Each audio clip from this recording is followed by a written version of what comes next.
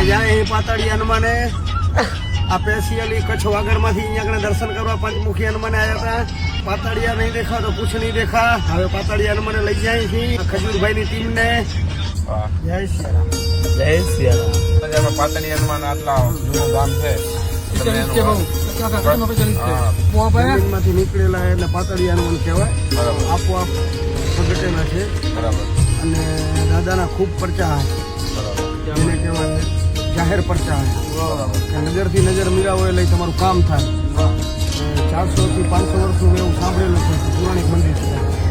સુપારીની મૂર્તિ હતી જે નીચે સિંદૂરવાળી મૂર્તિ છે દાદાની. સુપારી હવે તો દિવસે દિવસે આકાર વધતો જાય છે. બહુ પરચા પૂરે. આદિપુર, ગાંધીધામ, ભુજ, અંજાર, કચ્છમાંથી તો લગભગ યાત્રાળુઓ આવે છે. શનિવારના બહુ ભીડ હોય છે. રાતના 1 વાગ્યા સુધી મંદિર ખુલ્લું હોય છે. આ તો અમારા સિક્યુરિટીને કહીને પણ ત્યાંથી માણસો 3 વાગ્યા સુધી જાય નહીં. બહુ સારી જગ્યા છે. શાંત વાતાવરણ જગ્યા, શાંત વાતાવરણ. અને અત્યારે તો બહુ બાબા ભગતની સમાધિ શું કહેવાય? બાબા ભગતની સમાધિ છે ત્યાં બારે. એનું શું લખે છે?